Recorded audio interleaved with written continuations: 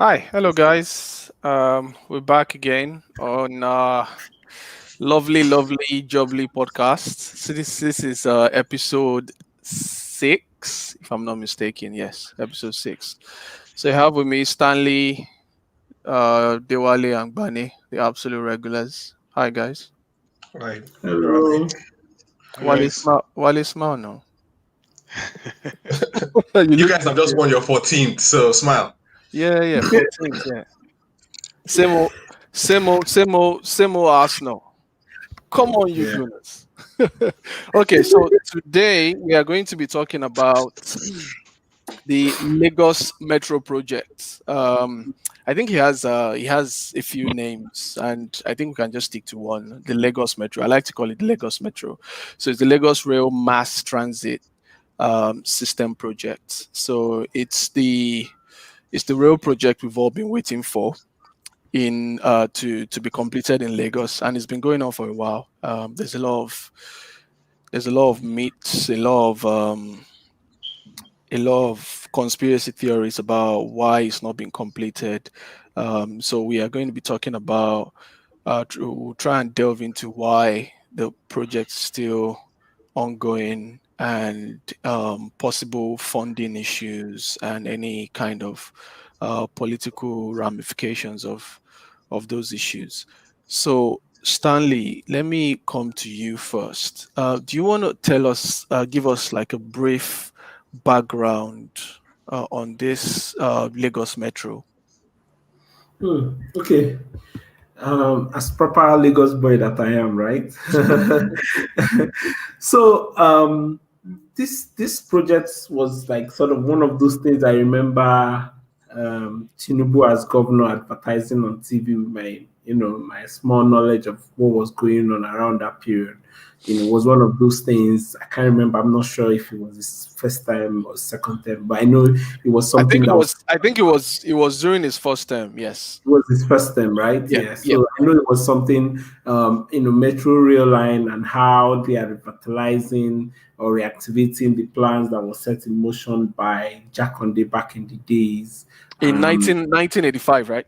85, yeah. So it was one of those things, that alongside Fort Mainland Bridge, those mysterious, high-sounding things that were promised back in those days when we first returned to democracy. Since then, since progress has been made, some progress has been made. Design of the rail line has been done. There are multiple lines that was in the plan. The first one was the one that runs from, you see, Okuku, I think, Okuku, all the way to Marina. That project was started in, can't remember now. It's been maybe 2010, 2011 or so. That's the blue line, right? That's the one that runs from Okoko to Marina. The one that you see beams and bridges and some rail tracks lead Yep. already.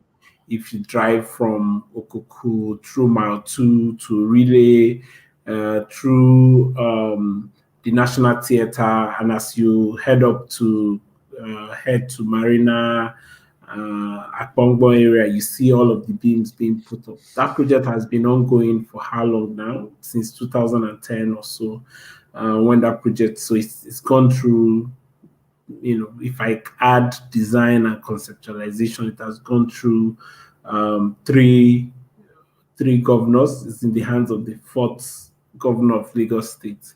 Yep. Yet there is still no functional rail line at the moment in Lagos. So yeah, a bit of work, a bit slow, or even sometimes stops completely. But I can't think of any other project of same size that has taken as much time. I can't. Maybe a bit of research will show us if Lagos is doing well or not. But from where I stand, I don't think that work has been given priority by the state government, considering the potential impact it will have on transportation, on climate, on mobility, on the economy, So considering the huge impact it will have on the life of Lagosians that live in that axis, at least for the one that has the construction work is ongoing. For the people that live in that axis, the difference it will make. I don't think that enough priority has been given to the project. And then there are several other lines that crisscross the state. That's nothing is even ongoing. I'm talking about the one that's there is work ongoing on it. Very slow. It doesn't sound like somebody is taking it very serious. And then we can talk about project cost and all of that later. But for now, I don't think that Lagos has done well or shown any level of seriousness with that project, with the approach, the length of time, and the slow pace of work at that place. Okay, let me just give a quick overview of the lines. So we have 7 lines right now, based on what Lamata has, which is the agency in charge of transportation in Lagos State.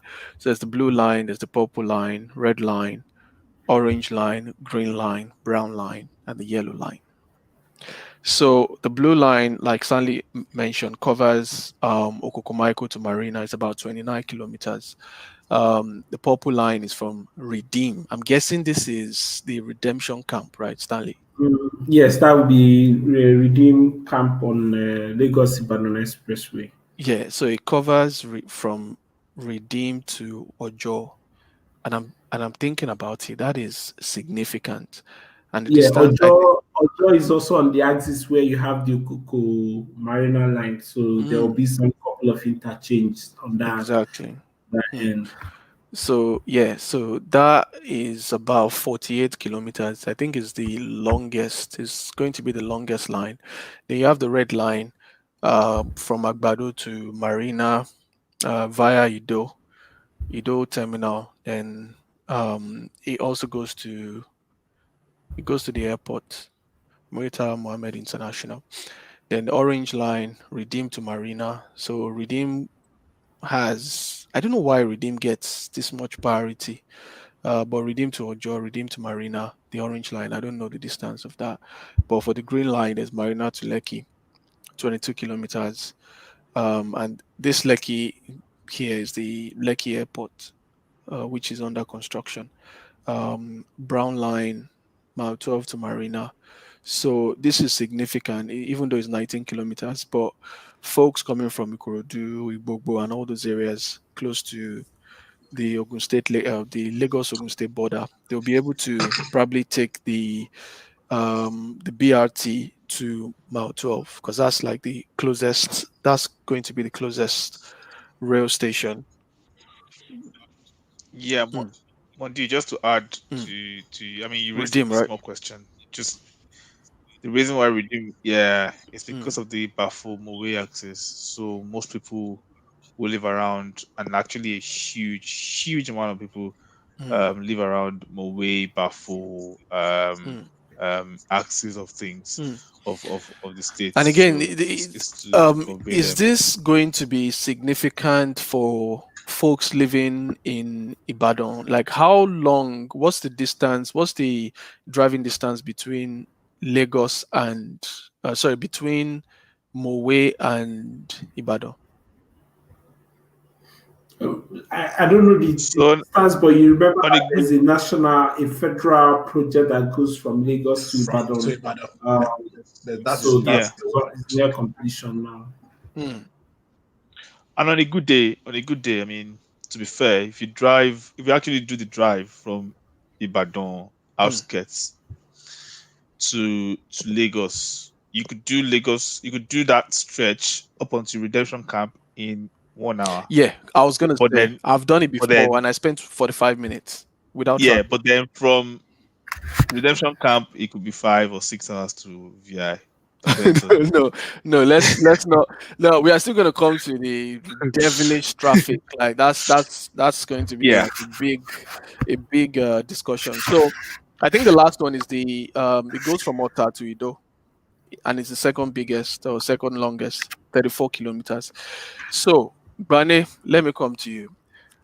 What is the issue with, what do you think is the issue with completion for this project, especially the delivering on the blue line, because the blue line is the one that is meant to be delivered first, but we still have a lot of issues. I think one of the biggest issues is with financing, and we keep changing we keep changing agreements with different sources or different sources of finance. I don't know why we keep doing that. I haven't gone deep into it. All I know is I know someone who worked on the project, and he keeps talking about corruption. But again, they won't go into details. So do you have any thoughts on that? Um, be honest, I'm a little bit in the dark as well. I'm thinking,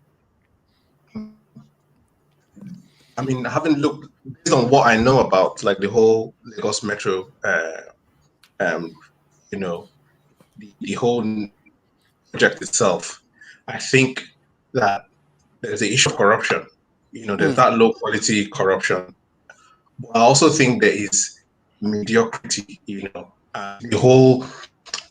I don't think our leaders really care at a big level. I don't think the leaders really think that Nigerians deserve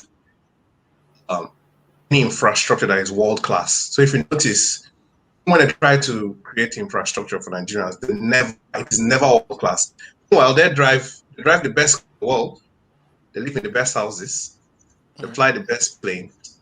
When it comes to infrastructure, you usually get the most rundown and try to run. So I mean, from my little knowledge on it, I feel that it's not just corruption. I think it just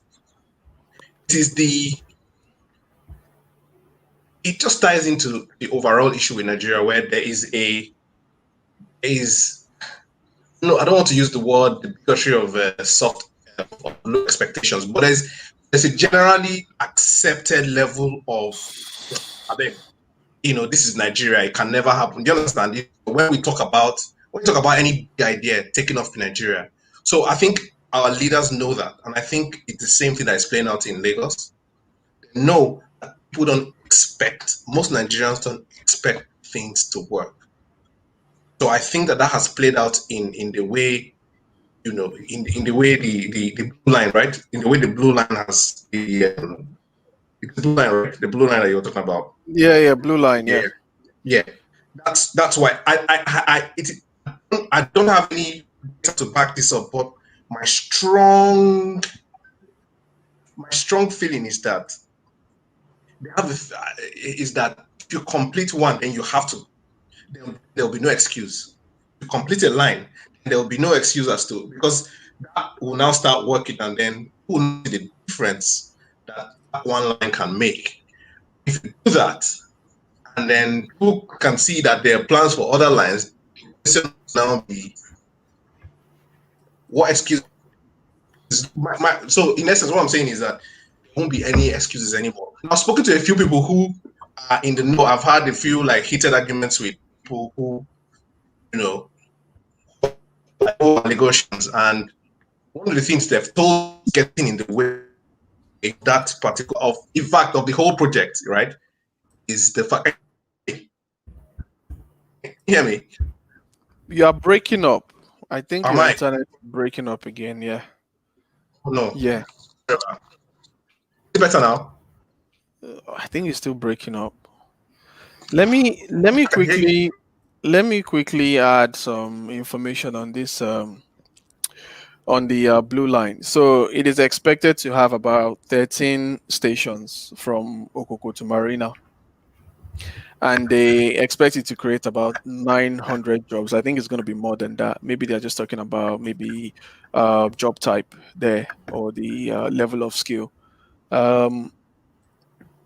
What I'm reading here is incredible, because they are saying that they expect the Blue Line to transport 700,000 passengers daily, but it will start from 400,000 passengers per day, Now, and it will be supported by a power generating plant to be stationed at Okukumaiko. So I'm looking I, at that number there, and I'm considering the potential impact it would have on traffic alone. yeah. To, if you guys can hear me, well, I'll say It's, this to put it it's still breaking up. to. Bane is still breaking up. Oh no. Yeah, I don't know. Yeah, I don't know why. Who's your who's Um, your network supplier? Is it Sky? I think you should just sue them. To Sky, be honest, Sky. I mean, I went to move verify. to. Ever since then, you guys that told me Sky is sorting out Oh yeah, this thing yeah. I out think because it's breaking up. Sky reached out to me via emails. Coming to an end, you have the opportunity to Did spend they more money. did they knock off £10? Did they knock off £10? About 10 about £10. So Yeah. so Okay, that's the okay. I think I should just move to Wale. And let's see. very nice. Maybe with time, your connection might get better. So Wale, talk to me. What are I'll your be back. thoughts? So what are your thoughts about this project? So before you say, I just gave you some background on like the numbers that these lines are expected to be doing on a daily basis. So again, 7 lines. The largest is 48 kilometers, or the longest is 48 kilometers, and it pretty much covers about, I think, 80 to 90% of mainland Lagos, right? And like the center of the city, or the center of the state itself, the metropolis. Now, the question is, do you know why we have this delay? And do you think, according to Lamata, they believe that the Blue Line should commence operation next year? I don't think that's feasible, considering the pandemic and what we've been through with starting off this project in the last 5 years. Do you think we can actually put an end to this by kickstarting this Blue Line, or you think it's going to be same old, same old? Yeah, long answer, short answer. Short answer first. It's not going to work. Um, and I always I appreciate that I'm the pessimistic one on this podcast, and it's becoming a bit of a stereotype. I'm going to work towards that, but fortunately for the project handlers, we've had COVID-19, which is a very good excuse for them to delay delivery. But the truth is that if we didn't have COVID, we still wouldn't have 2021 wouldn't still be a a functional delivery date for this project. And there are a couple of things to think about. I'm not on the project, so I don't have specifics. But a no-brainer Lagos person who is a bit of bird's eye view on the whole thing. If you take a right click out of, elevate yourself out one level, it's very easy to see. Number one, infrastructure is not there.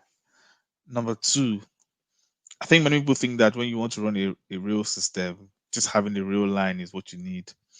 Um, it's not true. Number one, there's so many things that are ancillary to the physical infrastructure without which you can't run. Um, we don't have the comms, we don't have the signaling.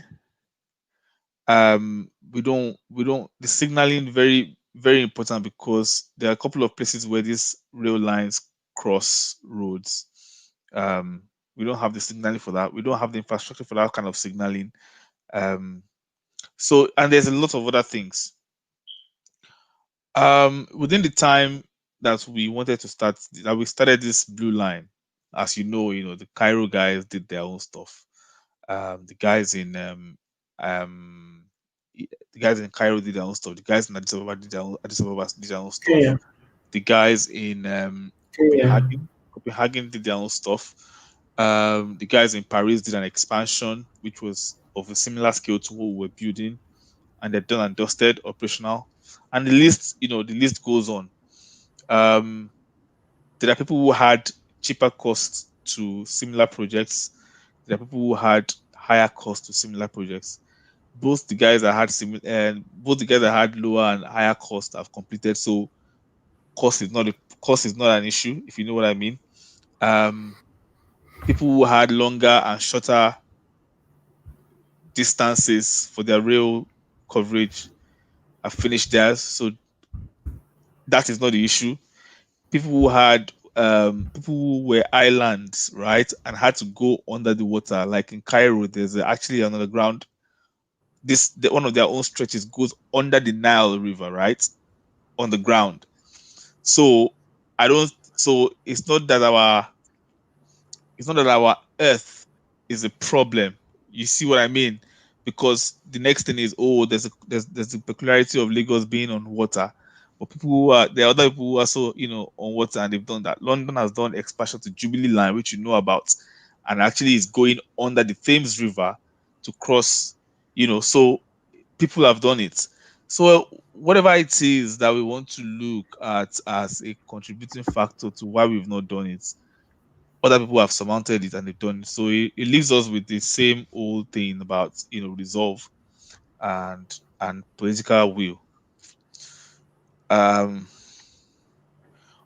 is an issue which is resolve and political will. That's an issue which on an elevated level there's been no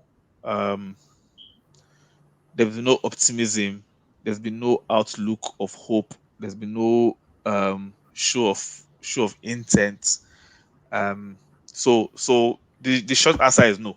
You see, I don't think we can achieve it. Now, if we go a bit more, if we go deeper into specifics of the project, what's made available and what's not made available. Now, you think about the fact that it's supposed to take 88,000 people per hour from Hokomaiko to Marina, from Hokomaiko to Marina, which is about 1.6 million people in 12 hours.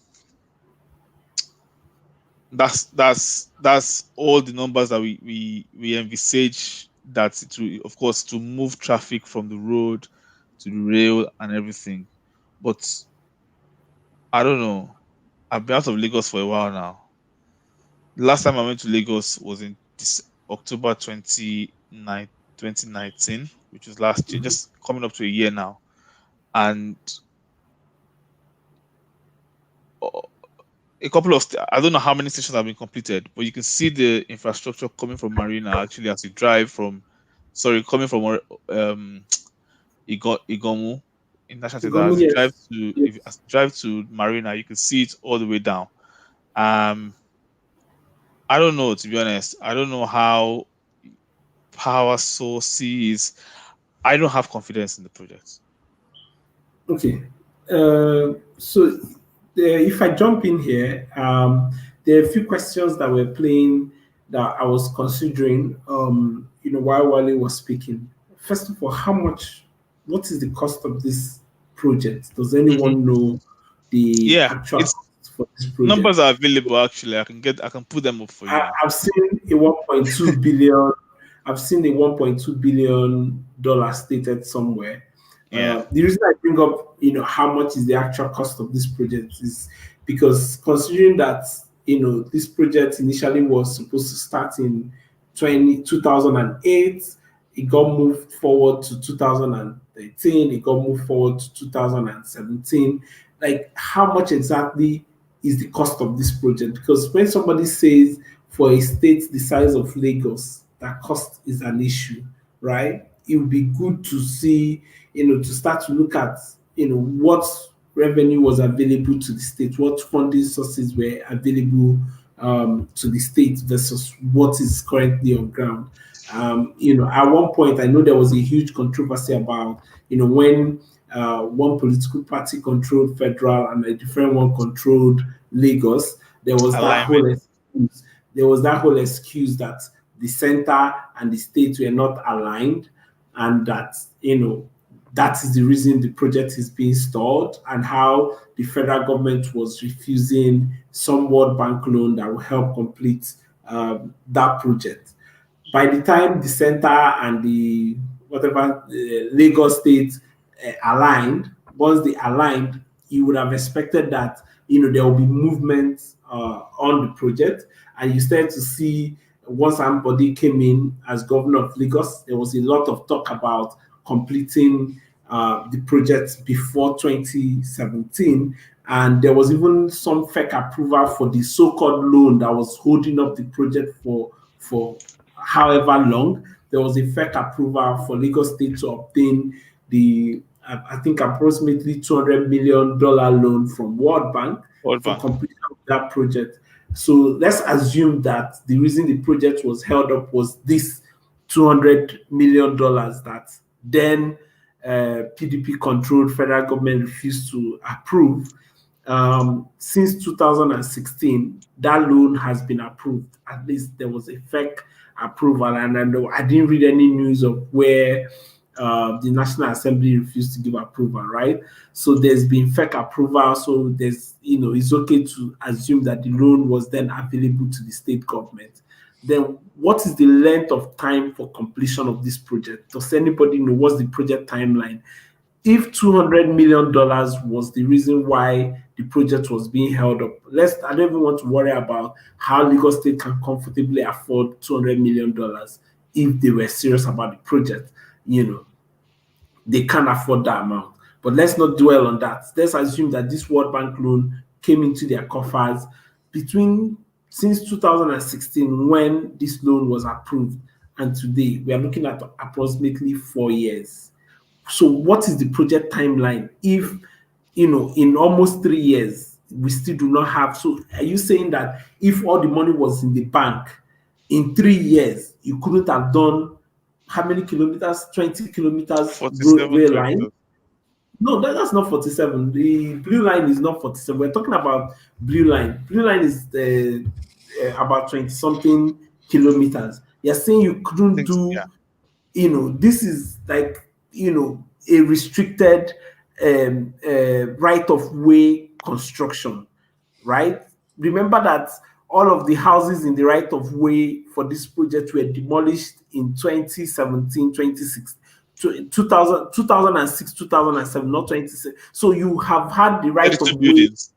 Yeah, all of the buildings that were in the right-of-way were removed in 2006, 2007, right? So it wasn't that you were struggling to pay owners of property off, you were negotiating. So what was holding it? Because you've had the right-of-way for so long, and then you now have the so-called World Bank loan that prevented completion of this project for the latest period. So what is holding this very essential project? Because look, we can talk about the economic impact, the difference this project will make in the life of Lagosians that live in the axis of Blue Line alone. And really, for me personally, there's a reason why I'm rooting for this project.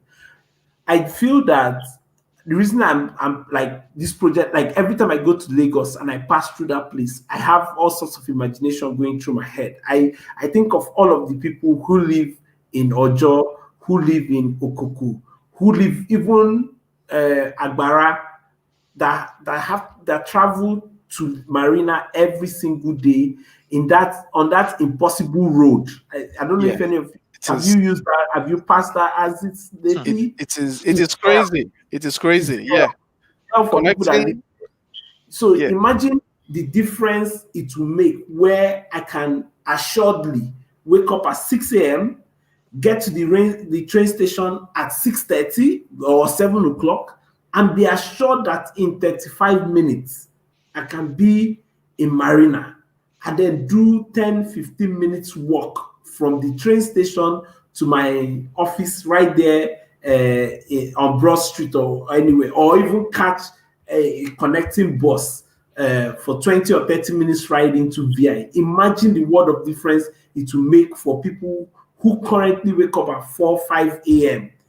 just so that they will be at work before 8 o'clock, with all of the uncertainties that come with that sort of commute in Lagos. So this is something that I really, every single time I think about it, I'm wondering what difference it will make in the lives of people, and how that difference can force the demand for development of other rail lines. Remember, there are other couple of, there's the blue line, the red line, which Yeah. connects to the national airport, and all of the other people that live in far-flung Ota and all of those places can easily come into Lagos to work and get home without spending all of their lives Yeah. in traffic. Yeah. It's crazy. I think about this a lot. One of the reasons why I didn't miss Lagos when I moved to Ibadan for my youth service was because of traffic. Because I would travel from Ikorodu every day to Ikeja, so I would pass through that, you know, that dreadful Ikorodu road every single day, and that traffic is constant. I'm not even trying to compare my struggle to what people living in, say, Alimosho or Satellite Town, or all those guys coming from maybe Festac or From Vokes. Vokes or Jaw, Alaba, all those places. Like, it's absolutely crazy. Um, and most of them work on the island. Most of them work, they have to connect, get to CMS or get to, or even, connect to Ikorodu Road. And the traffic, the traffic is unreasonable. Like, a few times I've tried to explain it to somebody, like someone who's used to the Western system, that you are expected to spend about 4 to 5 hours in traffic, depending on where you live, depending on how serious it is, every single day. 4 to 5 hours. That's 4 to 5 hours of your productive day. And And yes, you find out most of the time when you are in traffic, you are most likely um going to be it's most of the time when you are going to work is always, times when you are alert, times when you should be spending that time doing more productive things, but you are stuck in traffic. By the time you get to work, your sharpness, your level of maybe mental sharpness could have gone down by, say, 25%, and you're already counting down to close of business. And by then, some people have to even stay back for like 2 3 hours to avoid rush hour traffic. So you lump that on top of having to spend 2 3 hours so you just have, what I see when I think about that issue is we are losing a lot of money um by creating um a productivity issue for ourselves. We must be one of the least productive cities in the world. Personally, I think Lagos has to rank really high, because if you think about New York and the metro, I think New York has the highest number of subway stations in the world. So that New York subway system is one of the biggest in the world. And New York's, Stanley, remind me, what is New York's population? I think the city is less than 20 million. in New London, York is about, yes, 20. So 20 million. Yeah, London is about 15 million, I think. So London is about 15 million. London has a comprehensive New York railway is system. 18 million. How much? 18. 18 million. And Lagos is about 22, right? Yes. Yeah, Lagos is about 22. So you have London that has, like, the tube, the subway system, London Overground, National Rail. Still, there's traffic. You go to LA, Los Angeles, California, they have a comprehensive railway system. Still, they have a traffic issue. Their population is not even close to Lagos. So what I'm saying is, you have all these examples of densely populated cities, and they struggle with traffic, but they still have a comprehensive railway system. How are we even allowing this to just carry on without us asking these key questions to government officials, asking why every single time? I don't see the pressure. The pressure is coming from no. I don't think. Well, I might be talking from a position of ignorance because I don't know, but I don't see that pressure. I don't know what you guys think. Wale, No, not just to stoke the fire some more. I mean, welcome Bane, back, Manny. Welcome back. I'm going to come to you after Wale. No No, problem. just stoking the fire a bit more. Can you guys hear me, by the way, clearly? Yeah, Yeah, I think it's clearly better now. Yeah. No, just stoking the fire a bit more. Just pour more fuel to the conversation. Like, why pressure from who to who? Actually, is the question, right? So pressure from Lagosians to Lagos government, or pressure from Lagos government to federal government, if there's any grounds for that, or pressure from, I mean, pressure from who to who? Because if you want to look at this, critically, loan has been approved. Federal government basically is not a stumbling block as it were today. Right of way is not an issue. Funding is not the issue as it were. I mean, exchange rates have changed, things like that. But your loan was in dollar, so that doesn't really affect anything. So when it comes to proper project management, right? When you proper project management, high level, so your cost is secure. You have the time, of course, because you set the time based on your expectation of the project itself. The quality, again, that's other things. So pressure from whom to for, that's the kind of thing I'm asking.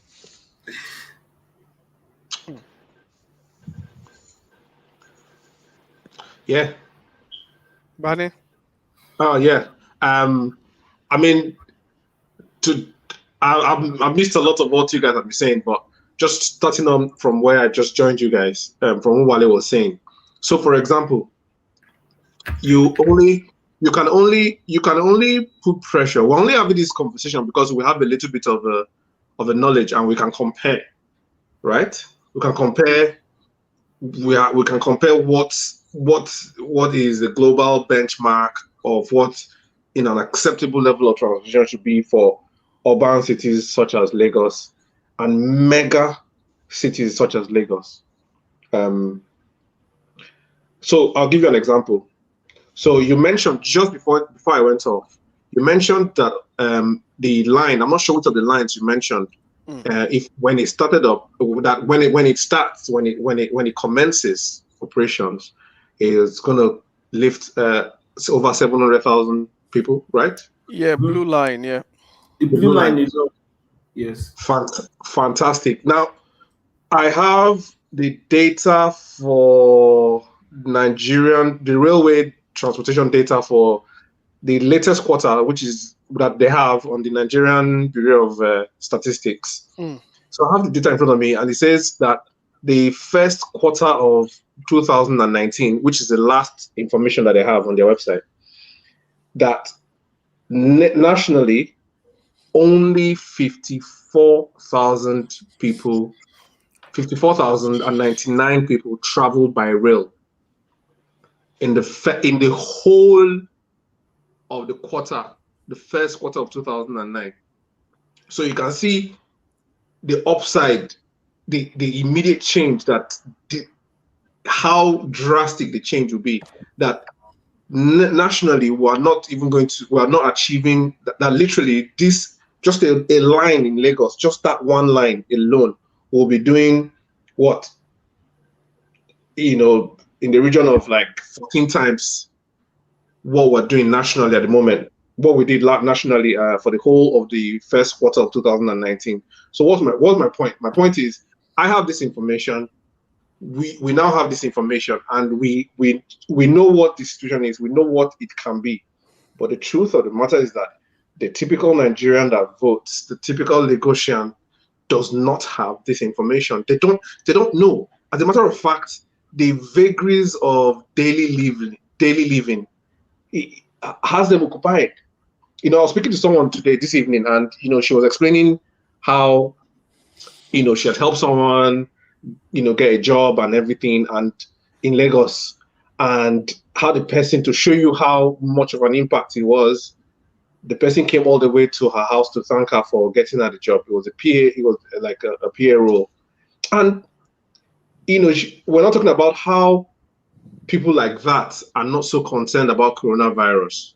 Because here's a lady, she's got 2 children, her mom lives with her, her younger sister lives with her, right? Her husband has got no job. She's just gotten the job now that will be paying her, I think, 150,000. So we're obviously names withheld, so we don't know what we're talking about. But for that kind of person, they are literally living from hand to mouth. So this very sophisticated conversation we're having here, they don't have time for this. Oh, railway is going to change. They don't. It just so someone needs to. We just need to have someone who's a visionary, and that's why in a lot of my friends, like us, that are fans of, Tinubu. I hope we can mention names here. I've had a conversation. Yeah, I've had this conversation with them. I said, look, I understand. I understand where you guys are coming from, but the truth of the matter is that where is the big idea? What is the big thing? So Awolowo, for example, had education for all, right? Mm-hmm. That was a big idea that he ran with, and we all know how transformative that was, and the impact that had, and it still has till today. So the question is, what is the one big idea we can ascribe to this man to say, and this would have been it.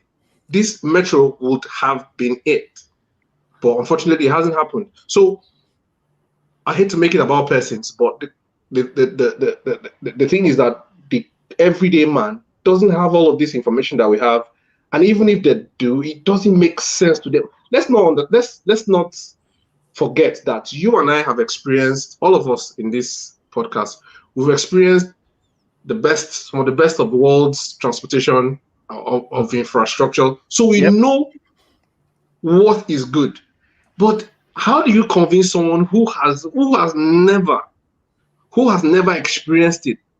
They will never know. They can't understand it. So yeah, that's why people aren't shouting. That's why, because they're busy trying to just survive.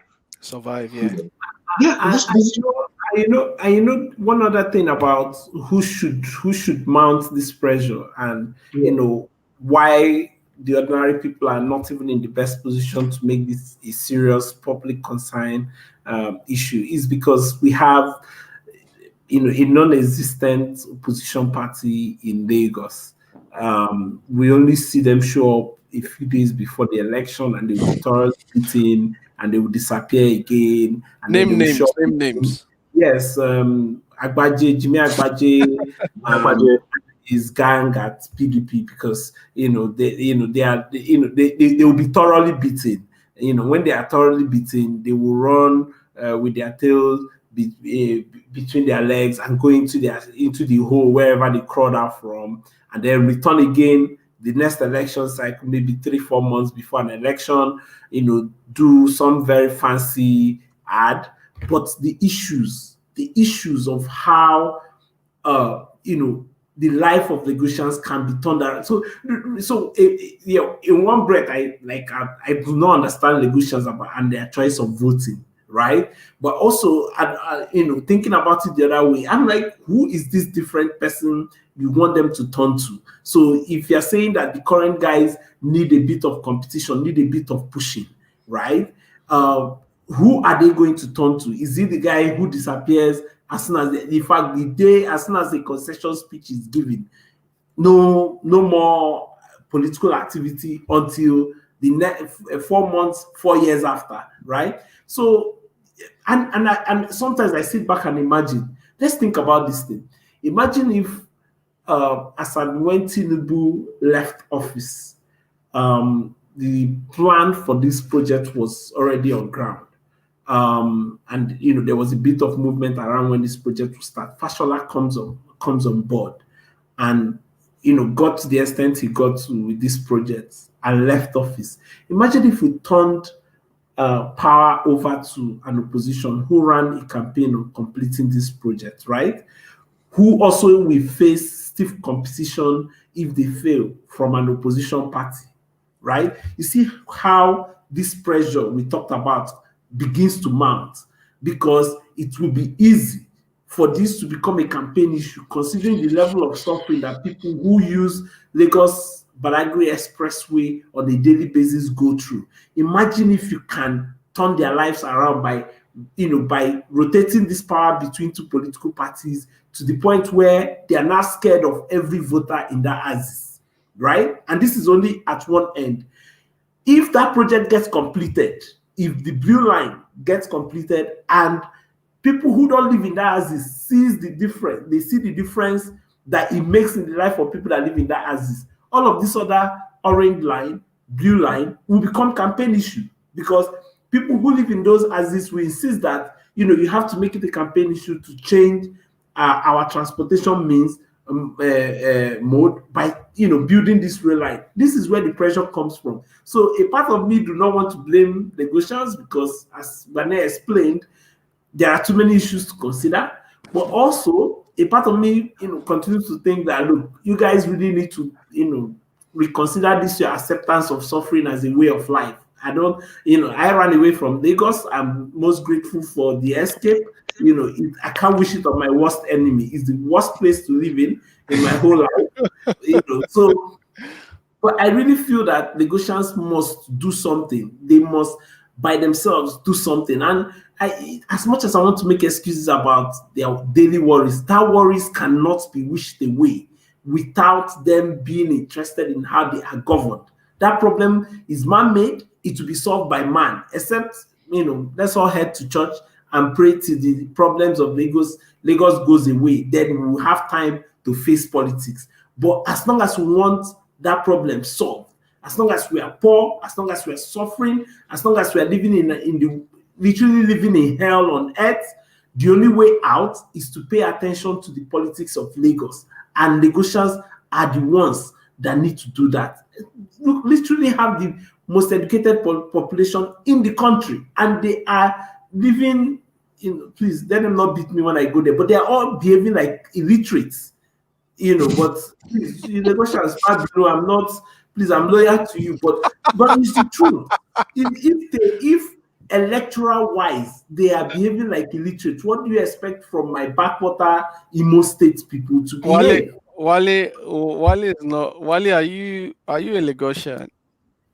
You go follow beat me. I'm technically not, because even though as far as you are born in Nigeria is Lagos, concerned, as far as Nigeria is concerned, it's not a state of birth, it's state of origin system. I think I'm going to claim. I'm going to start claiming on your state, Ibadan. I'm from Ibadan now. So until we use the state of birth thing, then we can now start saying, okay, state of origin. I mean, from under the but at rock. least Lagos is to an extent better than most states when it comes to that.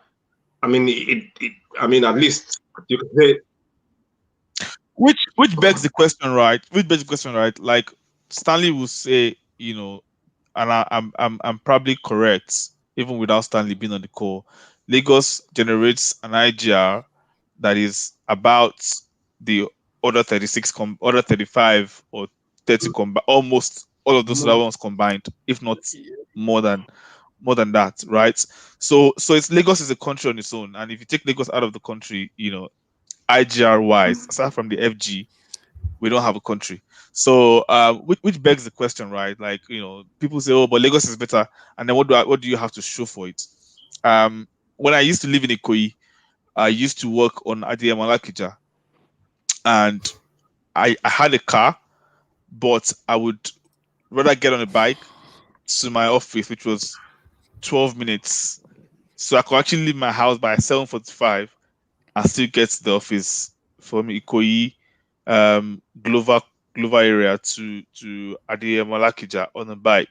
But then when Fashola banned the bikes, So I had to start driving, and then that drive meant I would drive 45 minutes from inside Ikoyi, which on the bike was 12 minutes. And if I actually walked, would have taken me like the same time, 45 minutes to get in. But of course, I cannot walk that 45 minutes straight to get into the office and be sweaty and smelly and stuff like that. So I rather drive. That is the reality of Lagos. And that's probably the reality of London. And that's probably the reality of New York. That's probably the reality of downtown Toronto. But then people have solved their problems to the best of their abilities, right? And of course, we all know what's happening in London. We all know what's happening in, even though Toronto, you can say is terrible metro, but for downtown, it still works, right? Which is about the concentration of Yeah, what you need it to work for, right? that's the metro, and I think it's fine. It's Yeah, just exactly, right. It's maybe downtown. maybe the GTA, but the Toronto metro itself is fine. It's It's fine. actually, yeah. You see, it's fine. And the same for New York, right? The suburbs when you from Penn Station, from we are going to New Jersey and everything, the Amtrak might be Yeah. terrible, but the New York subway itself, for where the key is, the key, offices and everything, the key traffic is, it's actually functional. So we're not asking for too much, right? We're not saying give us an overground like London and go all the way to Wembley or go all the way to Heathrow. No, we're not actually asking for that. We're saying within the core of your traffic, right? Give us something that is a mass transit. And it's taking us what now? From 2003, when we first signed this contract, it's taking us what? 18 years. It's abysmal. It's a joke. It's something that we should not even. Yeah. This should not be. We should be talking about phase 4, Can green line. I say You know, something? so it's a bit of a shock that we are Yeah. even talking about this thing. Can I can I say something? Sure, why not? I am struggling to just to find excuses for the most powerful man in the state, because this is a man who has consolidated power over the years. He's, over 20 years, sort of, or close to 2 decades. He's been able to consolidate power. No one can question him. He's the ultimate godfather. And we have, so your project, your baby is Lagos. And to put some numbers on the might of Lagos, the economic might of Lagos, it accounts for 35% of Nigeria's GDP. It's the smallest state based on size, land mass, accounts for 35% of GDP, and it has the lowest poverty rate in the country. And if Lagos were a country in itself, based on the 2018 GDP, which is about 136 billion US dollars, it will be the fifth largest economy in Africa and the 56th largest in the world, ahead of countries like Hungary, Kuwait, and Ukraine. So think about that, put that into context. And it's almost like an authoritarian regime, when you put this, Godfather issue into context. So so it's almost like it should be easier for us to get this project done, because we only have we have like a figure who can drive it and say, look, guys, we must get this done now. It's somebody that's always had the ears of whoever is the governor and can literally just tell them this is what we should focus on, and they would listen to him. So I'm struggling. Like Bane said, his legacy should be this kind of pivotal infrastructure, and I'm struggling to see what his legacy is going to be, because I can't pinpoint any kind of like significant infrastructural development or any significant policy that we can say. Moji, I'm confused. Why do you think his idea of legacy and your idea of legacy will be the same thing? Because I'll tell you I why. was just I'll about to tell say you that. why. So, Because because of where he claims to come from, like the way he presents himself, his background, his Progressive. see, he's not somebody like this guy came from, like, do you know his background? He came from industry. Like he was an executive at was he Shell? Mobile. Mobile, I Mobile. think. He was an executive at Mobile, and he's Mobile oil more, in Nigeria. yeah, it's like Not what so Mobile producing. yeah, yeah, but it's like the elite of the elites, right? Like, and you would automatically expect more. Like this guy he studied in North America. Like you would just expect him to, especially when you look at what we tend to, or what we um the sort of revenues that we expect to come in when we complete that project. So even if you are in charge of key parastatals or agencies in the state, you are going to make more money whilst making the state run smarter. So I'm struggling to justify why we still have this lag. I don't. Bani, please. Yeah, so I have a theory, and this is completely on the political side. So I heard, someone said something, and I've forgotten who said it. So apparently, um, Tinubu had a change of mind and change of attitude to leadership and all of this. I think during his days of running away from Abacha, I think it was said that he openly, that's to his confidants, that he swore that he'll never be on the wrong side of power again. That was what was said. So I'm saying this because I'm trying to give an insight into probably how the man thinks and why it's not so strange for him to not be concerned about leaving a legacy, or definition of legacy matching ours. And to me, that story sounds plausible because it just, I mean, there's no other. If you're not doing something, if you're not leaving something behind for people to point to, and you're in power, it seems to me that you're only interested you're only interested in power for the sake of it. So if you look at those two things, it makes sense that having suffered running away from government, he looked at Nigeria and said, you know what, this country, I mean, I've got my ideals on one side, and this is me just playing the devil's advocate. I've got my ideals on one side, and then there's a reality on the other side. And I hate the fact that I've been hounded out of my country, lost all these years and all of that. I've been on the wrong side of power so many years. I am not going to continue that way. I mean, it's not worth it. I'm going to get the power I can get, and can all the power that I can get. And I don't know what to what end that is, but that's the way I see it. That story makes sense to me because that seems to be how everything is playing out. Because you look at it and you're like, do you understand? Like, what is the sake of having power if you're not going to use it to do something?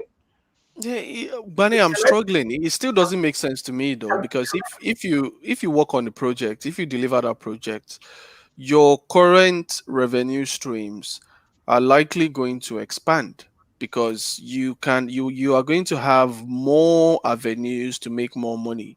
I mean, when they created LASA, for instance, or all these multiple agencies in Lagos. I mean, we've heard stories about how they um I'm sort of trying to be careful here, but you know what I'm trying to talk about. Mm. With all those agencies. Be careful, Um, though. yeah, I know. So, but the thing is, what I would expect, from a very smart politician or someone who claims to be a technocrat is, for you to understand that you are potentially going to expand the economy of Lagos by, I think, by about 10 to 15%. I don't have the exact numbers, but I think the spin-offs is just crazy, and you are the person that is likely going to benefit the most from this.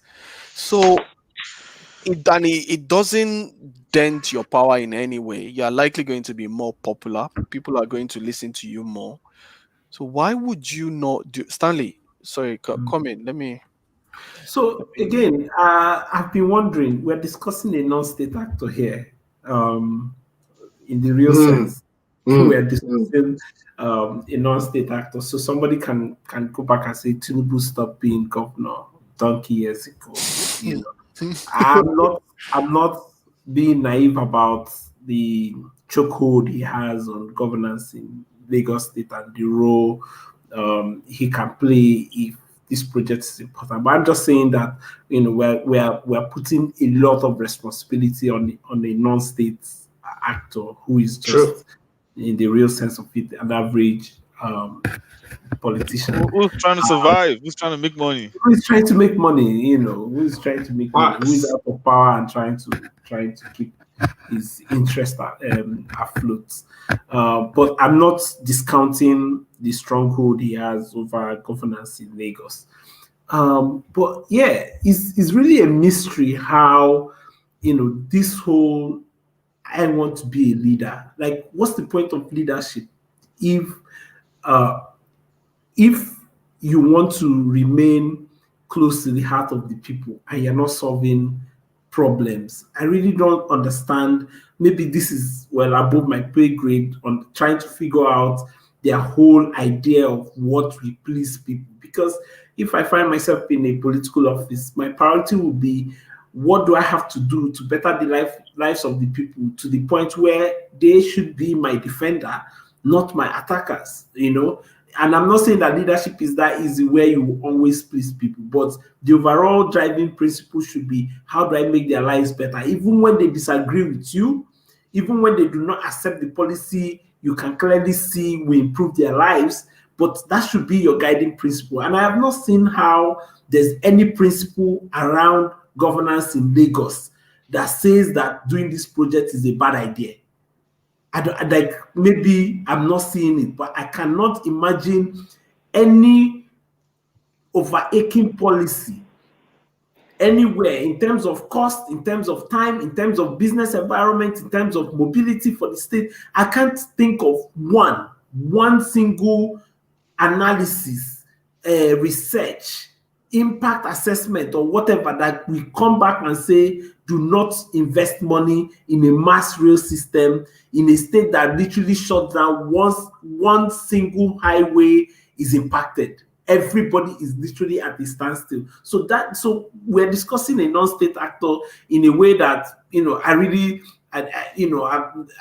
don't think I'm not discounting the influence he has, but the real issue is, if we really need to move forward, we really need to think about how the institution that is Lagos State can take ownership and sort of be progressive about moving the state forward. It's not enough to mouth off and run ads about building a mega city. A mega city, there are basic components. And I was telling somebody, why are you buying shots?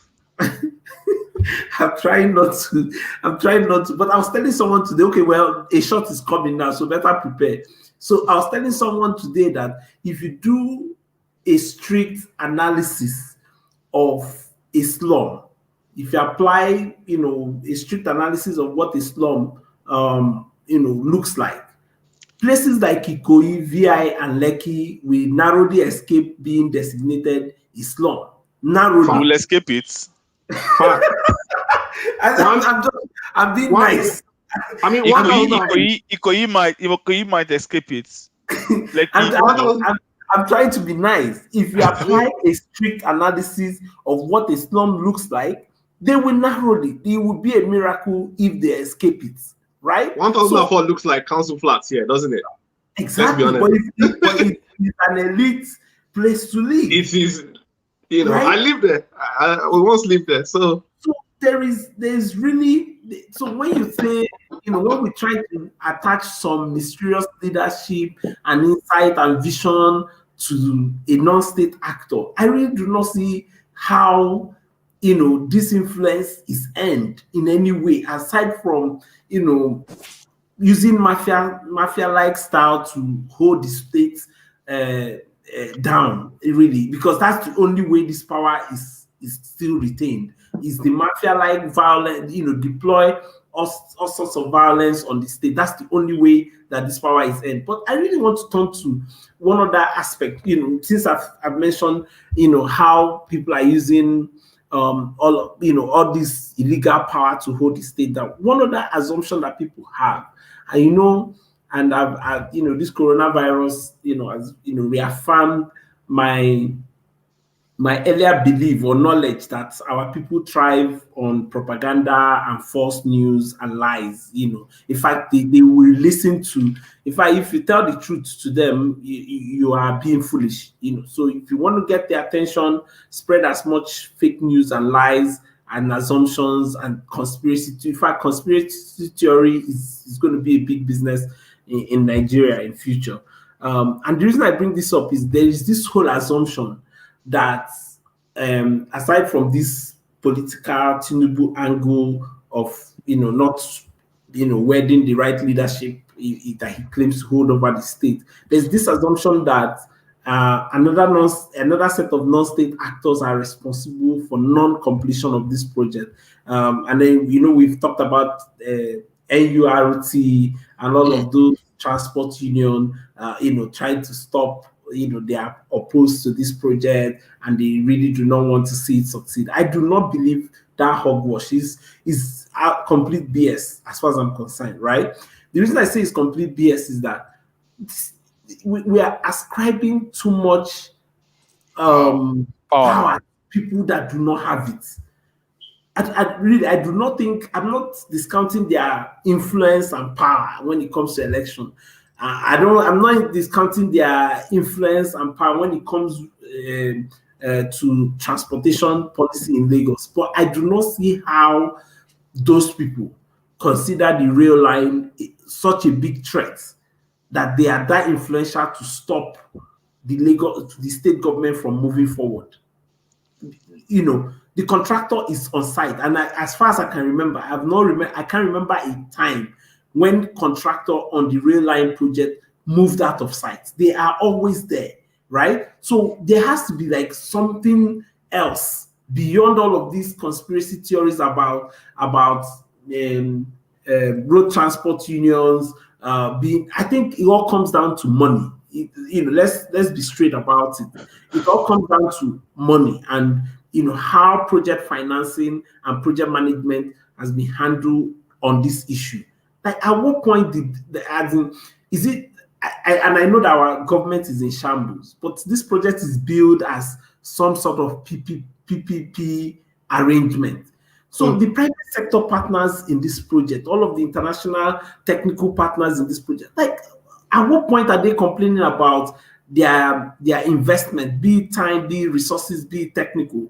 At what point are they complaining about their investment? Are they also in on this game to unleash suffering, steal from the people of Lagos, and just generally be lawless and careless?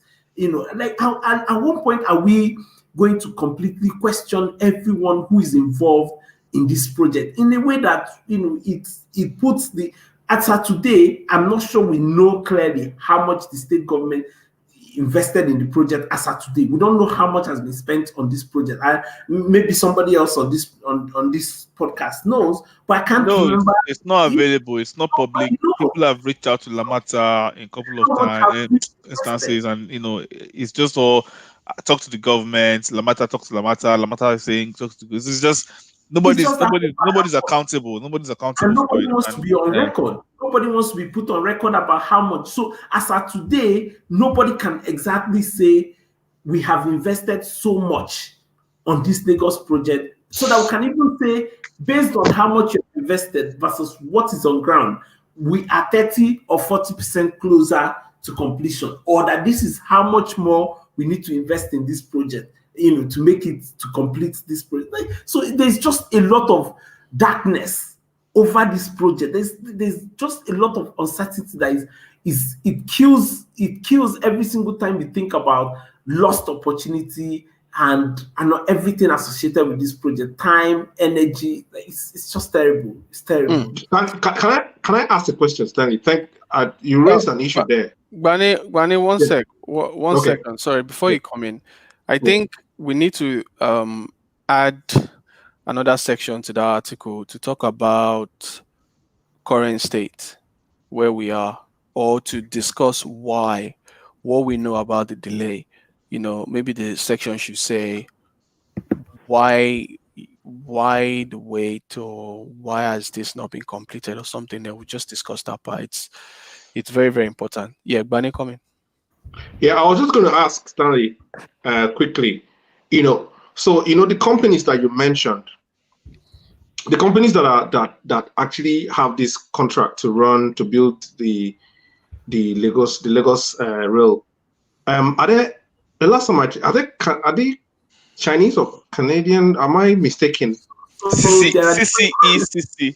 Yeah, that's Chinese. There are different components to the project. The guys who are managing the construction of the rail line are the Chinese people. But when it comes to dealing with the coaches and all of the network and communication and signaling thing, I think he went to some Canadian consultant or something. Yeah, and I think So the reason why I'm asking, obviously, I'm asking from my experience as someone that works in finance here in England,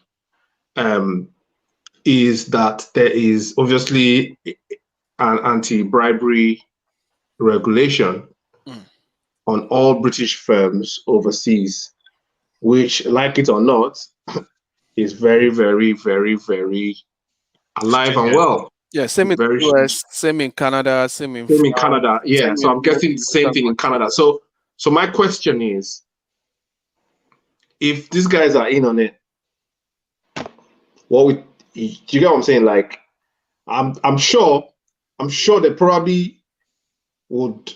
I don't know.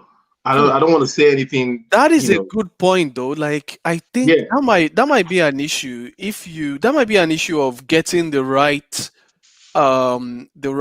foreign partner to move this forward, right? So if that entity is not willing to play game due to regulations, like you mentioned, anti-bribery regulations, we know how the what's that big scandal during Obasanjo's regime? Halliburton. You know about the Halliburton scandal. I was there. You understand? It can be messy because regulators will probably catch you, and Canada, we have the same thing here.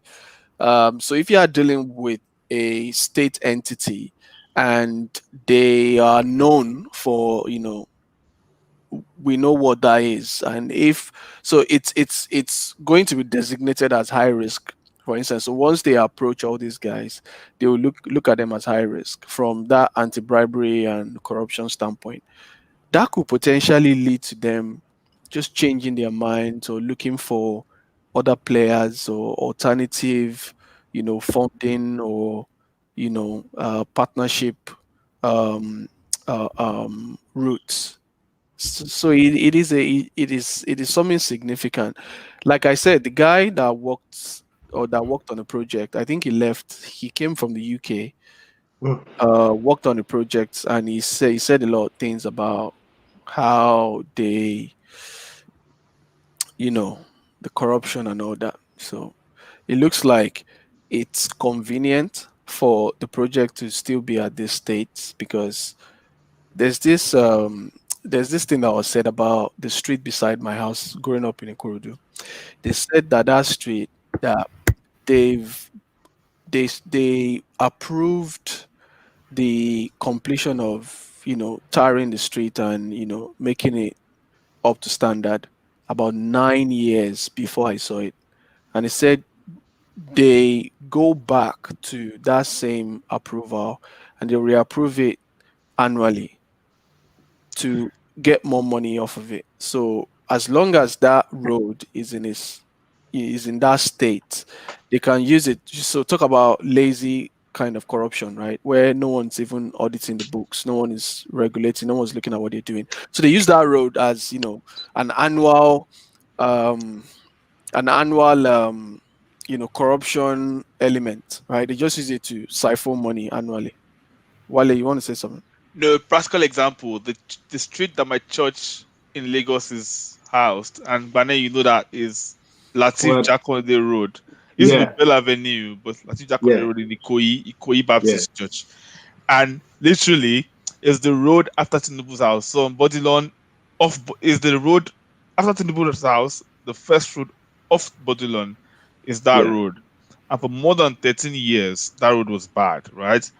And in my church, at that time, we had 4 bank MDs: the MD of First Bank, the MD of Fidelity Bank, the MD of Guaranty Trust Bank, and then the MD of what other bank? Oh my god, First Atlantic Bank. I think First Atlantic Bank, 4 banks. Alright. Fidelity. That's Fidelity. And so those 4, we had a governor, 2 governors, 2 sitting governors who would occasionally worship there, when they're in Lagos. So it was a pretty much big church. This church tried to fix that road for 13 years. 13 years. Nope. And Absolutely right.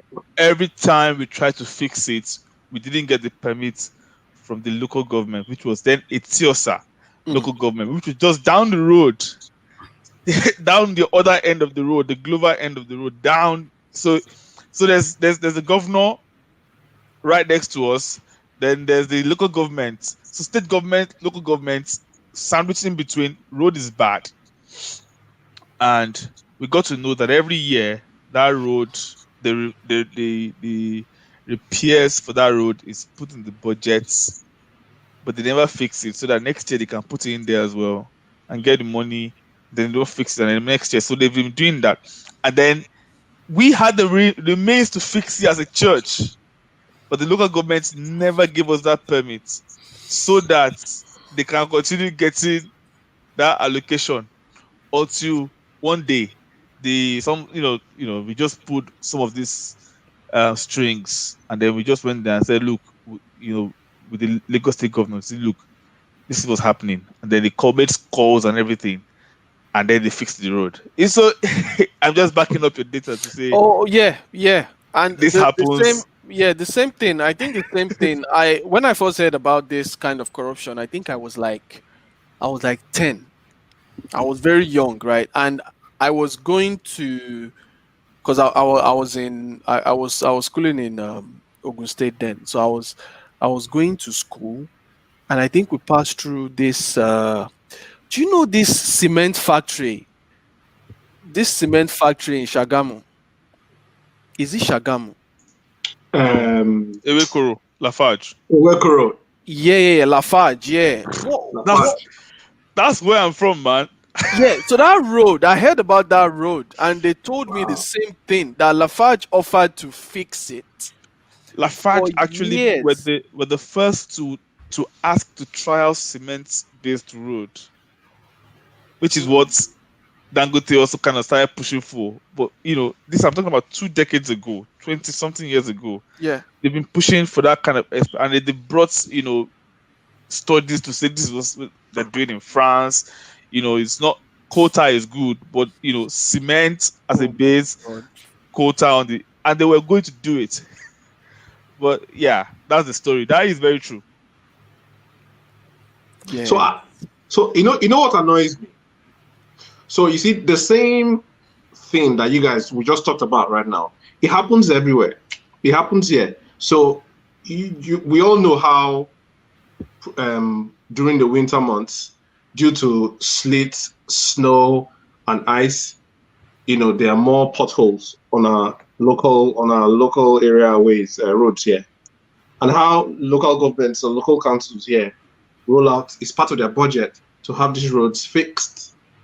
Now, so this is a yearly maintenance. I like to drive at night. I love driving at night, especially when it's a long journey here. When you drive on the motorway here, as I'm sure you guys have, you will notice that once it's like, as of this time now, if you get on the motorway in England now, I can bet you on any major motorway, the trucks are all out. The trucks are out. The lanes are narrowed, from 4 to 2.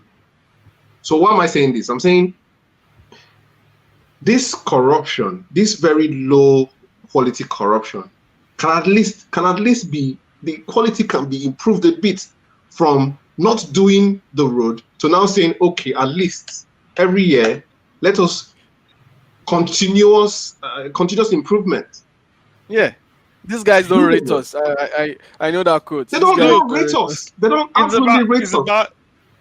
It's about that It's time ridiculous. in the weekly podcast, guys. It's about that time in the weekly podcast, guys, that I bring you guys back to the fundamental issue of citizen education and the level of education of the population. Nigeria is bankrupt when it comes to education.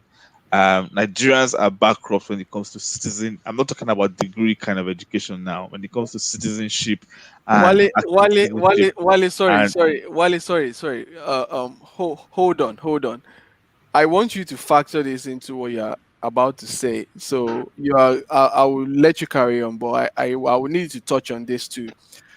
Based on what we've just said now, do we think that this kind of corruption that we explained or that we touched on is not relevant in this Lagos Metro project? Are we confidently saying that this might not be a significant factor in this project based on what we've heard and what we know that currently exists? I know me on this podcast. I'm probably the only guy that is always giving yes and no answers, right? The answer is no. The answer is no. The answer is no. The answer is no. No, I am not confident enough to say this is not what is happening, which means that I'm telling you that this is probably what is happening. And it's because, what are you going to do? That is the question these guys tell themselves when they meet up. What would they do? What are you going to do? What are the citizens going to do? What? Shout. Yeah, Go what on is social media. what are they going to do? what is the consequence? Exactly my point. Oshibajo said it before he became vice president. He said there's absence of consequence. He knew that going into Aso Rock. So, and when you get to Aso Rock, it's like And a that's fort. it. It's like a fort, right? Like nothing can touch you. And that's it, man. And that's it, The man. natural fault. And Stanley probably goes into Aso Rock more than any one of us here. And I did 1 year in Aso Rock, and I used my hands to write my letter to say I'm actually not doing again. Yeah, for all intents and purposes, I know this stuff is public, but I had a contract that was paying, for my technical capacity, tens of millions, and months 10 of 12, I just say, you know what, you guys keep the remaining 2 months money. Because when you're in Aso Rock, the thing that literally you walk away with is a sense of surprise and awe to say, how is this country functional? How do we still have a country? That is what I walked away. That is the single thing that I walked away with, saying, how are we still running? Because under all normal circumstances, right, we should just disintegrate. The impunity. So the man is correct that there's an absence of consequence, and everyone who is in power in Nigeria knows this. And that's exactly the same thing. The simplest way to say it is, what are you guys going to bloody do? What? You're going to vote for who? You're going to vote for the alternative party or the opposition party. They came from us now. Maybe they defected from here to go and form their own party. Do you understand? We are all the same. So they know these things, right? They know this. Five fingers of the same leprous hand. So they know this game, recognized game, right? And so it's the same thing. It's the same issue of the level. We need to rise as a people. The level of our engagements needs to rise. Unfortunately, it's a balance, right? For the level of citizen awareness, citizen engagement, citizen education to rise, people need to be above a particular income level. They need to stop thinking about survival, right? And these guys know these things. These guys are not as stupid as they think they are. They are Yep. actually world-class chess players. So they know to keep you under that siege. They know to give a few of you, they know to give a few of you the taste of the good life. Those few of you, they give you the power to go and do the propaganda and to talk and to do everything. And they also remove that power from a huge mass of the people so that you still look up to them for salvation. Right. Look, this thing is an interesting stuff, and we can study Nigeria as much as we can. But look, if we don't elevate our conversations, if we don't elevate our voting, we don't elevate, and I don't believe in the voting we're doing, if we don't elevate our government system, which shouldn't be democracy, if we don't elevate our we should if we don't change things, right, these guys are going to run away. Do you know, Wale? Do you know what just came to my head now? That is another topic, right? That is going to be another topic, and that topic is going to be about alternatives to democracy, because I'm sure you guys would have participated in a lot of like debates on why democracy is not ideal for us, and um, what other practical systems we can try. I think we touched on it when we in our first I podcast. think it was one of our first conversations. Yeah. We So did. so you hear people talk about crazy ideas about, oh, what happened in Ghana, we can try that, we can get rid No, of this and that. no, The people talk no. about this crazy stuff, right? But what I Yeah. struggle Ghana with, is 66, mate. what I struggle with is, how is this, if you find, there's this one that appears to be popular, that when you bring in force and you combine force and civility, I struggle to find a reasonable or a Look, functional alternative. Mondu, It's tough, man. Mondu. I you can hate me, and I like saying things like this because I like I like I like as a person, my personal my value system is a range, right? But one of the key things that I hold value deep to my heart is justice. Mm, And I think that justice is, when there's an oppressed people, they cannot get justice by dialogue, and they cannot get justice by peaceful means because they mm. are in pains, right? And someone who's in pains does not dialogue. If you know what I mean, someone who's trying to breathe does not have a conversation with you. I'm actually choking, so I need to get what I need to get. How I need to, when I'm fine, then we can dialogue. You need to But include something before you carry on. You need to include something. They don't have any power. That's very critical.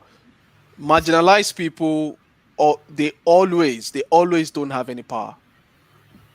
In pains, yes, very valid. Most of the time, the reason why the reason they always take no, up, that's those a alternatives is because fallacy. there's no power. So whoever you might even try to negotiate with will just can look down on you easily. That's actually a fallacy, right? That's actually a Mm, fallacy. mm, It's a fallacy that has been perpetuated to keep people suppressed. There is actually power in unity. Oh yeah, It of might take course. it might it That might is take that is not time. what I'm saying. That is Yeah, not that they is not don't what have I'm any they saying. don't have any leverage, I- but they have power. They're If two they different things, unite, right? if they Yeah. unite, they So so we can be so powerful, yes. But right so the now, like I said, the game is to keep you disunited, right? yeah, That's the game. Now, I was going on to something before I yeah. came to Sorry, this. sorry Uh, to Justice. yeah, You were saying that justice. Yeah. justice is your. yeah, and I was saying that because I was talking about. So I broke into that because I was talking about the fact that if we see something, or all that needs to happen for evil people to thrive is for good people to actually do nothing. Unfortunately, um last week when we were talking, Jibril was telling us that we're a bunch of traders, and Mm, mm. we shouldn't be bunch of traders. We should be innovation. And I said no. Mm. If we're traders, but if we have quality trading, and if we have exports based trading, if we have positive um, imports exports the variance. I was trying to make him know that trading is in itself is not bad. Now the point is that if we're not so profit oriented, see, people want to jump into capitalism, right, without understanding the leverage that you need to have. See, capitalism will work for people when taxes work, when basic things are in place, right? Capitalism will work in an economy that is not trying to leapfrog from third world. Now, if think about this, I give you an example. If all the fintechs and all the startups that are happening in Nigeria today, if you take the statistics, half of them, no, 80% of them are looking for exits. They are all in fintech, all in financial services, all in card payments, all in, some of them with good value and mission. Some of them, they're in the game because let's investor come, I raise fund, I exit. If that's flipped and most of our startups were like budgets or tracker.ng, right? Civic engagements, tracking people's allocated budgets and how they're being used, disseminating information on governance, showing people the value of their taxes and things like that. If we grew at the base of education through those kind of through those kind of startups, that is the power that we have. That is the power that we have. If we don't, if people stopped second guessing all the budgets and tracker.ng out there and saying somebody is funding something, and if everybody is actually saying, look, in my corner, I want to make sure that things are visible. Let's expose. It's a bit of a reach for me saying this thing because I'm not doing anything, and it's painful, right? But we still have to say it. Sometimes all you can do is keep saying, and somebody else can pick up and do, right? You know what I mean? But No, if we true. did that, right, that is unless we elevate the mind of the average Nigerian, Yeah. we are actually hard done for. Yeah. I know. It's unruly because look, go and check $1.4 billion for light rail since 2013, 2003. Mm. Now, trust me, that is the project cost. Mm. The cost of servicing, running, paying the consultants and everything is is running. And changing consultants almost every 5 years. Is running. And your cost of infrastructure has not been removed. It's still there. So this is a big deal for these guys. It's never going to go away. Yep. Right? Yep. And nobody's going to ask them questions. Do you know the rumor in Lagos was that Ambode started asking questions and saying why to do something, and then they removed him? I won't be surprised. That's the word on the street, right? I won't be surprised. So the the thing is that once you come in and you say you want to do something, they say this guy no even sabi you know what jail. Yeah. So and what are you going to do about it? That's the question that I want to ask all of you. Wearing Arsenal jersey up and down. What are you going to do about it? Okay, Stanley. I think. Thank God I'm not wearing Arsenal jersey. I'm not. I think the way I'm just thinking about that article right now. So we've talked about in the article we talk about the might of Lagos. We talk about what the project, like history of transportation briefly, transition in Nigeria, then Lagos, then what the project is about, what it aims to solve, the benefits. So I think the most important part of that article is going to be the current state. and why we are where we are, and what we can do about it, or who to direct questions to, or like I think that's going to be the most important part of that article. Whether we need to speak to more people, or maybe I need to speak to this guy. What's his name? Nick Yeah, Ibekwe. yeah. People like that, they are 100% critical about the Lagos State government. They might have more information, and he's the head of investigative journalism at Premium Times, right? So I think that's going to be that part of the article is going to be key. And going back to Wale's question, that what can we do about it? To be honest, I think that is I think that when it comes to standing up or doing something tangible, I think that's where most of us get stuck. It's like making noise, right? Trying to fight somebody, and someone tells you, you know what, are you going to punch me, or you're going to keep making noise? That's where you go, okay, I have to make a decision here. Do I keep quiet or fight? You understand? So most of the time we spend so much time just talking about things, which is fine. However, we hardly put these sort of conversations into proper actions or actionable items. So what do you think is practicable in this kind of scenario? So, I'm almost tempted, based on my work experience, I'm almost tempted to say, look, empower citizen-led groups, to enlighten citizens. But then, I don't know, maybe like Wale, I really do not see how negotiations can change. I think they've, they can't. I don't think they are capable of changing.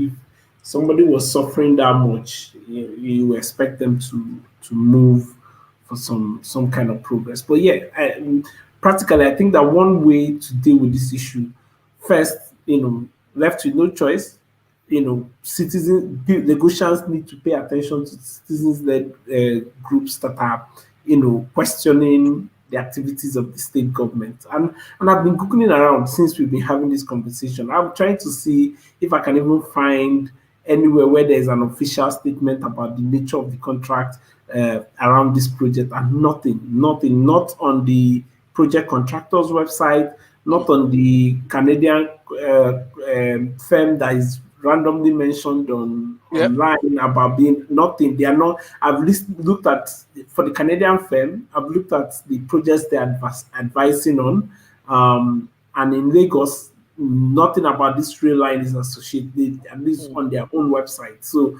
I only see them mentioned on Wikipedia.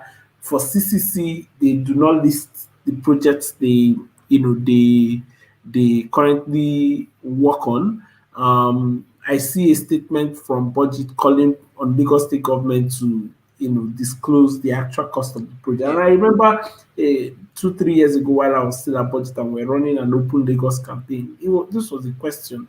If I remember scrubbing all over the internet to try and see if I can find total project costs, right? So for a project of this size, is like nobody is certain. Some people, like, there is no official document that says this is how much this project costs. Stanley, and this is how much we have invested. Can you hear me? Stanley, please, Yes. these questions, can you update the... Yeah, I've noted them. Just So, update that in Google Docs, yeah. Yeah, so nobody can confidently say this is where the project is. So that's one starting point. We need to galvanize an active citizens campaign questioning what we have currently spent on the project. And I think that would be a start to resolving and I'm sure once there's a push about how much have you spent on this project, maybe somebody might wake up and say, before these people get onto us, we better move very quickly and complete this project so that they can start using it and stop asking questions. So first of all, I think that negotiations need to align with organizations like Budget and start to dig around how much is the state investing in this project, and how much have we, in terms of real cash, how much have we put into this project, and then what is the timeline, what is the remaining cash that needs to be paid, what are the delays. There has to be some sort of accountability. The state is currently run like a mafia. That's on one side. On the other side is that I think for somehow someone like Banky W came out 3-4 months before the election and ran, in quote, some sort of mobilization campaign, during the last election, and he's gone now. Like his uncle Jimmy Agbaje, I think maybe they formed a group of cults groups in Lagos that only show up during election and disappear. Don't forget Badamosi. Please, I don't want to be abused. That will probably rain insults on me and my mother on Twitter in a few days. So there has to be sort of like a galvanized. My fellow Ikorodu man. Your uncle. Oh, I forgot. It's your uncle. So there has to be some sort of political opposition that really, and it's a mystery, that a party like PDP cannot even borrow the template that Action Congress and APC used when they were. Don't even innovate. Use their template. I used to tell a friend of mine that if I was in opposition, if I was part of PDP, there are certain things that happen in government. I don't even need to write a fresh statement. I will go dig up some of the statements the opposition issued when they were in opposition, that the current government issued when they were in opposition. I will reissue that statement as our response, right? Because the issues are not different.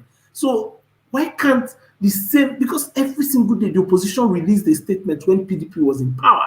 Every single day, there was no statement from Lai Mohammed, who was spokesman for the opposition then. Today, I don't even know who speaks for the opposition party. And there are 1,000,001 issues. They are so, like, they're not nowhere to be found. If really you want to be a serious opposition party, I think Lagos is a place where you have attention of citizens. Even if it's an online campaign, you are sustaining that every single day. You issue a statement, turn it into a Twitter thread, do short videos. Yep. You can build momentum if you consistently take on the state government for the next 3 years. If a political party make it a point of duty that every single day, and it is the job of opposition party to find something wrong in government. Even if the governor laughs, you can issue a statement saying, in the midst of all the people dying of COVID in Lagos, the governor was found laughing. Exactly. That's the job of the opposition party. You must make it a point of duty. When you wake up in the morning, you say, I must find something to criticize about. That's your job. That's the barest minimum. You don't even need to leave your house. That's why I love the parliamentary system of government. You'll be forced to bring an opposition in front of the people, and that opposition has to talk every day. You have to be in their face. I love it. You have to work harder. You work harder in a parliamentary system. Trump is going to be in front of Joe Biden every time, and Joe Biden has to ask questions. If Joe Biden or Nancy Pelosi don't ask questions, people are going to look at them like, are you guys even competent? You understand? I absolutely love it. So the barest minimum we can expect from opposition parties are like everything. Like, you can even make it a once a month thing. You send a group of people, they take photographs of the ongoing work and say, how many years do we have to wait for this project to be completed? It has to take a sustained, continuous effort to put this issue on front burner, right? That is the only way we can make progress. And I've seen now that the state government, even without completing one rail line, they've advertised, they put out an expression of interest for additional line, an expanded additional line. It can't be that.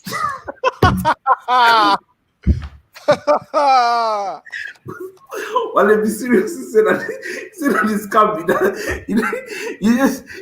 But it's the truth. Like, it is like you are advertising for new set of projects when you haven't even completed the ones that are ongoing. It's a terrible, terrible situation that we have. So I think citizens group needs to act. We need to find a way to get opposition active in Lagos, not even at federal level, active in a place like Lagos, where you can successfully run a major social media campaign sustained for 2 years. You have social media campaign, or just not sit down. I worked at the Department of Works and Pension, for a couple of months as part of my work, here in the UK, and unprovoked, just going there into the Westminster office. I don't know if you know whether is this by St. James's. What station is this now? In Westminster, anyway. Yeah. Just in front of the building, you just see someone with placard. One person protest. DWP, where is my money? Or where is my pension? Or where is my, one human being, not people protesting, you understand? One person, and the person will be there 5 days a week, 4 weeks a month. They'll be there until somebody comes and speaks to them. Nobody is even protesting. No group is even protesting this thing in Lagos. Like what Stanley is saying. Nobody is even carrying placard. Nobody is even doing on the television. Nobody is sponsoring paid adverts. Nobody is even saying, on newspaper. Nobody is even saying what. So the real question is, what are you guys going to do? We are writing that article. I think somebody said something. I think I kind of see that's probably why with the way we are. And I think David Huden, he said something about how Nigerians are more predisposed to what we are against than what we are for. So if you notice, we hardly have any protest, any movement around trying to push something. Rather, we are protesting against something. So probably that's why people aren't. I mean, this is just my take on it. Probably the reason why people aren't bothered about this. And that makes no sense. You know why it makes no sense? I'm not saying what you're saying makes no sense. No, I know. That ideology makes no sense because think about it. It's like you saying that wisdom. I will only protest what I cannot eat. I will not demand for what I want to eat. Exactly. You get it? I get it. And it's like somebody saying that you can only eat these 5 meals, these 5 kind of, you can only eat bread, pasta, rice, and what? And beef. And they are saying, I don't eat beef. I don't want to eat beef. But you are not saying, hey, can I have chicken? Can I have it makes no sense. It's not a zero-sum game. It's not everything you get. It makes no sense. You sponsor people to go and debunk lies that has been or debunk allegations against you. Why can't you sponsor people to go and ask and demand for good? I never understand it. I think it's not dramatic enough. We like drama. That's what it is. We love drama. So campaigning, no, honestly, on a serious note, it's a very, very mature conversation to talk about. Oh yes, the benefits of mass transit to Lagosians. It's not as dramatic. It's not as dramatic as. So this is iterative, right? We are more about preserving the little we have than expanding. There's a danger of saying the wrong thing here.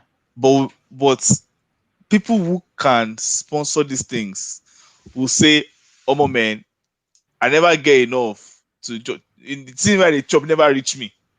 Why do I want to go and expend money to go and demand something?" You get true. But when it's something that if you don't do, it can stop your income. I don't know if you get what I'm saying. No, 100%. If you don't sponsor 100%. These guys to go and protest against the allegation, it can block the money that you're you get. But you cannot sponsor people to go and open new channels I don't know. It makes no sense to me, man. It doesn't. But you're right, and it makes no Yeah. sense. Yeah, it doesn't. It It's doesn't. Like confusing, most things, like most Nigerian things, it doesn't make sense. We're focused more on what we're against and more than what we are for as Nigerians. Like now, So, on a yeah. good day now, if Stanley wants to run for office, I rather sponsor people to tarnish his image and make sure he doesn't run for office, than for me to actually see Mondiu and say, Mondiu, I'll sponsor you to run for office. And Thank this is you. facts. I You're right. rather block Stanley's chances of either entering any office in Nigeria. I rather wait for Stanley to run, then I'll start making snide comments on Twitter. No, this is not we know not him. this is not hypothetical. This is what I'm going to do. I'm telling you what I'm going to do. So you get, I'm just saying. You know, so yeah, that's it. Mondiu.